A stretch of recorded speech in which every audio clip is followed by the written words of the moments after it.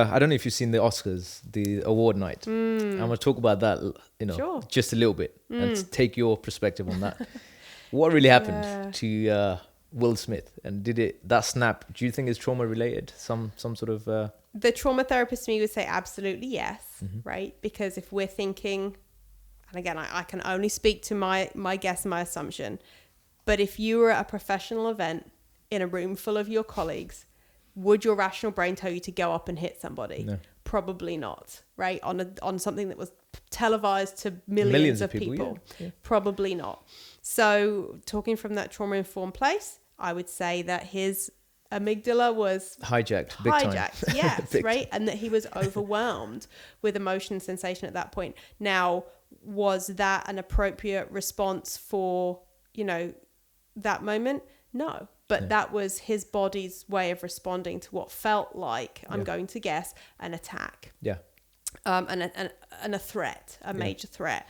So my suggestion in that would be that he probably could use a bit of EMDR or a little bit of personal, talk therapy to just talk through what was going on in his body at the moment and what did that moment in time mean for him, or mean about him. And my guess would be that, as with a lot of jokes, they are embarrassing, and that's part of the nature of showbiz comedy, I guess. And it doesn't make it right, but I do think that there are some environments when I think you have to expect that you might be the punch of, you might be the reciprocant of a joke. Yeah. And it's the nature of the business, isn't it? For the them. Oscars is that way. And he is a comedian himself as well. He's done that in the past. Taking embarrassing people in front of thousands of but I can see in that moment, I guess his body was saying, I need to defend, right? I need to defend at all costs. And that was the way that his body chose to react. So perhaps, if anything, that was a beautiful example of why therapy can be so helpful, right? And what's funny about that is you see the response as he cracked the joke. He was smiling. And he was laughing. And then there was a split second where something happened. Either brain processing, he looked at his wife, whatever happened. That's not for us to say. He snapped. He got up, slapped him, came back, and then he smiled again. So you see what I mean? There was a moment where he smiled, and then he smiled back. That means it's crazy. Like, it doesn't really mean that people are going to be angry or aggressive all the time. They are going to quickly snap out of that as well. So which is very dangerous and strange, because you don't know who can do what to you as well, right? Yeah. I think it's so individualized, so everybody's different. But certainly it would just be a really good example perhaps of, from what I'm seeing now, he's saying he regrets that, he's apologized for it, which my hope would be that that's genuine and a genuine apology. And again, another just indication of now that his rational brain is well and truly online again, he's able to reflect on that experience and say, oh my gosh, right? What did I do? What did I do? Yeah. But in that moment, that was what felt like the right choice. True. And so just again, another... It's crazy coming from Will Smith. You see him doing a lot of motivational speeches, being a very positive person.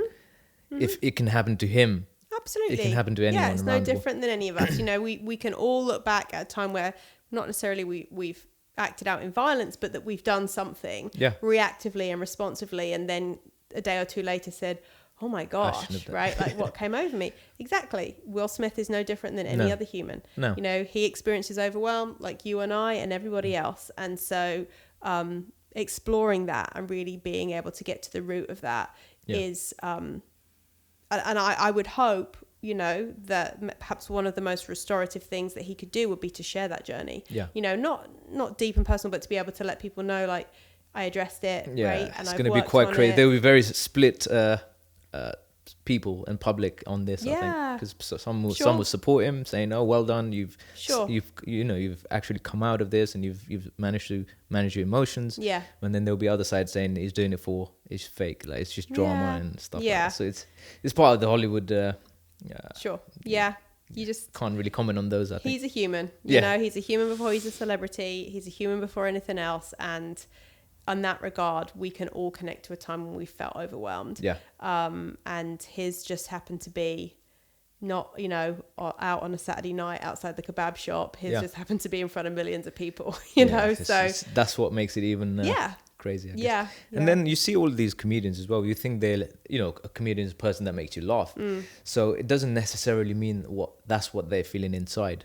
Like of course. You know, you could be cracking jokes outside, but feeling shit on the inside, like crazy. You know, you might be going through very rough times. Yeah. And you see all these comedians committing suicide as well.